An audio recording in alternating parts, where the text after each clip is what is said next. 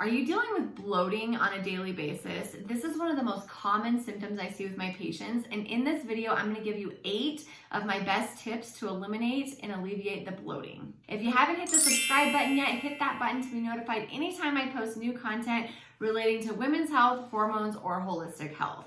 Okay, number 1 biggest tip is increase your fiber slowly. Only about 5% of Americans actually eat the amount of fiber that we need. We need about 25 grams as women. Males need about 38 grams of fiber per day. That's the recommended daily allowance for this. But some people are going way over that, or maybe you're starting your new healthy lifestyle and you're starting to get bloated because you went from like maybe 10 grams all the way up to 25 and your gut is just not ready to take that in yet. So if you are working on increasing fiber, I think that's wonderful. Fiber is wonderful for us, for our microbiome, for blood sugar regulation, for slowing down the digestive process, for keeping us satisfied and satiated. It does so many great things for us, but you want to increase it very slowly so that your gut gets used to the amount of fiber that you're currently consuming. Number 2 is slow down. So many of us eat automated. We just eat like working at our desk, or we eat on the run, or we never have time to sit down and like eat a normal meal. And so we're just kind of like scarfing our food down. And I want to just give you a quick little lesson in the digestive system because this is important. So our digestive system starts in our mouth. Your mouth has saliva, and your saliva is what contains digestive enzymes. So amylase, proteinase, lipase, lactase to help break down the food. If you're chewing your food really fast, you're swallowing big hunks of food, you're not paying attention, you're not getting all that saliva in there to break down that food, even just starting in your mouth. And so that's going to travel down your esophagus into your stomach. And if you are under a lot of stress, kind of in that fight or flight response a lot, you're also not going to have enough stomach acid. So you can see every step in the digestive system has a role, and if the previous one hasn't done its job as well, and then the current one isn't doing its job as well, you can see where even like up in the upper GI tract, things just aren't being broken down as much, which is going to irritate your small intestine. Your small intestine likes things very organized with waste and nutrients over here, and if it's not been broken down as much, it's going to cause a little bit more inflammation. You're not going to be absorbing nutrients as well, and it can cause bloating. So my best tip, instead of doing all of these gut health protocols and making things super complex and doing GI map testing and all of that stuff first, is to actually look at how you're eating. If you're somebody who's eating, just scarfing your food all the time, eating super fast, not paying attention, not being mindful, start there and actually start paying attention to how you're chewing your food first. Chew it into a nice liquefied state, swallow it. Don't, chug a bunch of beverages to get it down, and that will help eliminate bloating in itself. Number 3 is watch carbonation. Obviously, carbonation is bubbly, and that in itself can make your stomach feel gassy and bloated. So if you're somebody who's struggling with a lot of bloating right now, watch your carbonation, and also especially with meals, kind of back to number 2 where we're talking about slowing down. If you're, chugging carbonation along with food, that has the potential to cause quite a bit of bloating and distension. Number 4 is ease stress. So this is the exact reason that we're talking about with the digestive system. So if we're stressed, there is a state of your body that's called fight or flight, where if you're stressed, your body goes into this fight or flight state, and it's producing more stress chemicals like cortisol, adrenaline, norepinephrine. It's getting you ready to prepare to fight or flight or flee. And if you're in that state, it needs to compensate to be in that state from other places. And so you're not going to be in another state that we can be in called rest and digest. When we're in rest and digest, you're not in fight or flight. Your body is not producing those stress chemicals and can focus much more on things like the digestive process.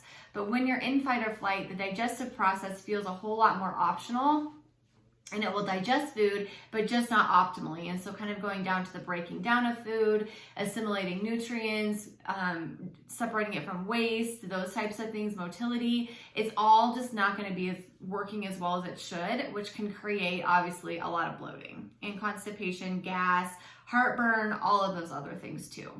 Number 5 is increase protein slowly. So many of my patients come to me and they've been told by their macro tracking coach to increase protein to a huge number, which is not by nature bad. But if you're somebody who has been used to eating maybe like 70 or 80 grams of protein a day or less, a lot of women eat less than that even, and somebody told you to go up to tracking, 120, 140, 160 grams, which is not uncommon, because a lot of women are told to eat about 0.8 to 1 gram per pound of body weight of protein. So if you're, an average woman, you're going to need over 100 grams for sure. And so if your body's not used to consuming that amount of protein, it may be hard to digest for you. And same with fiber, you may want to increase it a little bit slower. I know a lot of women who start eating really healthy lifestyle and they're increasing fiber a lot, they're increasing veggies, they're increasing their protein, and they feel miserable because they're so bloated.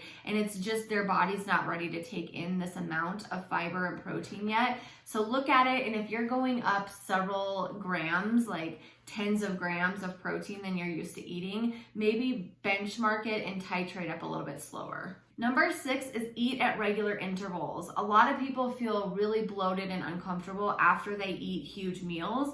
If you think about it, if you're ravenous and then you are so hungry, you go scarf down a big meal, like I said, your body's gonna kind of be in this fight or flight response because you haven't eaten for so long, your blood sugar is gonna be super low, and also you're gonna be so hungry that you eat really fast and then you eat a good amount of quantity of food. So instead of doing that where you wait a really long time to eat and then you overeat, you eat too fast and you feel bloated, try to eat at regular intervals so that you're not allowing yourself to get too hungry and you're eating smaller quantities of food. If bloating's a big issue for you, that might be helpful. Also, when we get so hungry and we haven't eaten at regular intervals, we swallow a whole lot more air with our food, and air itself can cause a lot of air to get into the digestive tract, which also can lead to a lot of bloating and gas and discomfort there. Number 7 is exercise. Exercise, and this means just moving our body. It doesn't have to be like formal HIIT all the time or crazy intense exercise.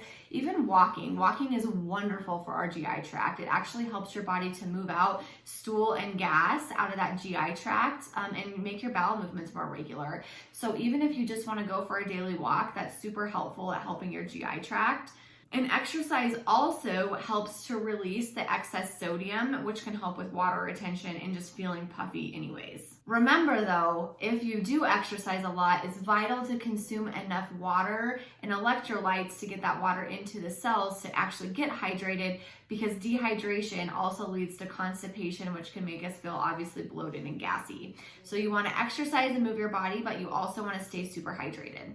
And number 8 is something that I recommend to a lot of my patients. If you're somebody who just feels super bloated all the time, taking a little bit of digestive bitters or apple cider vinegar before you eat can be super helpful. It stimulates those digestive juices, so bile acids and enzymes. If you want to just do like a tablespoon of apple cider vinegar, you can either put it with some water, or if you can just get it down by itself, that's fine too, but it's super helpful at stimulating those digestive juices. I recommend doing this over digestive enzymes because enzymes can make your own body feel a little bit lazier at producing its own because you're getting it through an exogenous source. So I'm always a fan of kind of just giving your body what it needs to kind of help produce what it needs. So in this case, apple cider vinegar will help increase your bile acids and enzymes. I've had really great results with that with a lot of patients.